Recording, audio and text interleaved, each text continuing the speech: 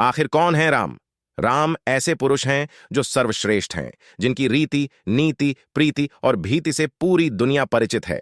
राम परिपूर्ण हैं, राम आदर्श हैं, राम मर्यादा पुरुषोत्तम हैं, यानी पुरुषों में श्रेष्ठ हैं। राम न्यायप्रिय हैं, राम आज्ञाकारी हैं, राम कर्तव्यनिष्ठ हैं। हरि अनंत हरि, कथा अनंता, कहीं सुनही बहुविधि सब संता। रामचंद्र के चरित सुहाए, कलप कोटि लगी जाहि न गाए। रामचरितमानस की इस चौपाई में तुलसीदास जी कह रहे हैं कि प्रभु श्री राम अर्थात ईश्वर अनंत है, न उनका कोई आदि है और न ही अंत। किसी भी मनुष्य द्वारा भगवान श्री राम के सुंदर चरित्र को कोई व्यक्त नहीं किया जा सकता। आखिर कौन है राम भगवान? राम ऐसे पुरुष हैं जो सर्वश्रेष्ठ हैं, जिनकी रीति, नीति, प्रीति और भीति से पूरी दुनिया परिचित है। राम परिपूर्ण हैं, राम आदर्श हैं, राम मर्यादा पुरुषोत्तम हैं, यानी पुरुषों में श्रेष्ठ हैं। राम न्यायप्रिय हैं, राम आज्ञाकारी हैं, राम कर्तव्यनिष्ठ हैं, राम करुणा सागर हैं, राम पूजनीय हैं, राम भारत की आत्मा है। राम ही हैं जिन्होंने भारत को उत्तर से दक्षिण और पूर्व से पश्चिम तक एक सूत्र में पिरोने का काम किया है। तुलसीदास जी ने रामचरितमानस में राम को एक अवतारी पुरुष बताया है। रामचरितमानस की सबसे बड़ी विशेषता यही है कि तुलसीदास जी ने सरल अवधी भाषा में राम के चरित्र को भारत के जन जन तक पहुंचा दिया। आज राम के चरित्र को एक आम मानवीय समझता और जानता है तो उसका बड़ा श्रेय तुलसीदास जी को जाता है। हालांकि एक ग्रंथ से बहुत ऊपर है राम का नाम, जिसे कुछ पन्नों, चौपाइयों या श्लोकों में लिख देना या सिमट देना असंभव है। भारत की हर भाषा में राम कथाएं हैं। हालांकि सबसे ज्यादा संस्कृत और उड़िया भाषा में राम कथा को लिखा गया है। संस्कृत में 17 तरह की छोटी बड़ी राम कथाएं हैं, जिनमें वाल्मीकि, वशिष्ठ, अगस्त्य और कालिदास जैसे आशियों कवियों की रचनाएं हैं। उड़िया में 14 तरह की राम कथाएं हैं, लेकिन तुलसीदास जी की रामचरितमानस सबसे ज्यादा प्रचलित राम कथा है, जिसमें राम को अवतारी और परब्रह्म बताया गया है।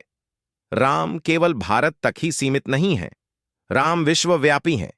नेपाल, कंबोडिया, तिब्बत, पूर्वी तुर्किस्तान, इंडोनेशिया, जावा, इंडोचाइना, बर्मा, वर्तमान में म्यांमार और थाईलैंड में राम पर ग्रंथ हैं। नेपाल में भानुमुक्त कृत रामायण, सुंदरानंद रामायण और आदर्श राघव, तो कंबोडिया में रामकर, तिब्बत में तिब्बती रामायण, पूर्वी तुर्किस्तान में खोतानी रामायण, इंडोनेशिया में ककबिन रामायण, जावा में सेरत राम, सैरी राम, राम केलिंग, पातानी राम कत्था, इंडो चाइना में राम केरती, खमैर रामायण, बर्मा में यूतोकी रामायगन और थाईलैंड में रामकियन नाम के ग्रंथ राम को समर्पित हैं।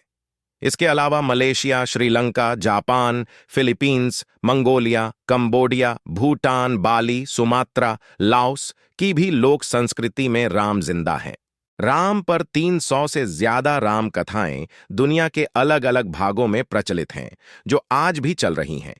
3000 लोक कथाएं राम की कथा से जुड़ी हैं और किसी न किसी रूप में सुनी अथवा गाई जाती हैं। हालांकि राम की सभी कथाएं महर्षि वाल्मीकि द्वारा रचित महाकाव्य रामायण से ही प्रेषित हैं।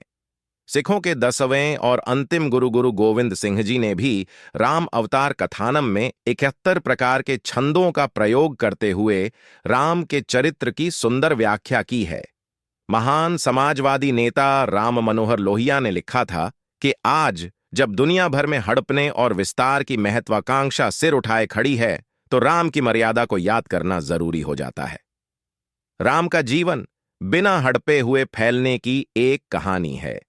उनका निर्वासन देश को एक शक्ति केंद्र के अंदर बांधने का मौका था। राष्ट्रपिता महात्मा गांधी ने भी राम राज्य स्थापित करने की बात कही। आज केवल राम का नाम लेने की नहीं, बल्कि राम के आदर्शों को अपने जीवन में आत्मसात करने की आवश्यकता है।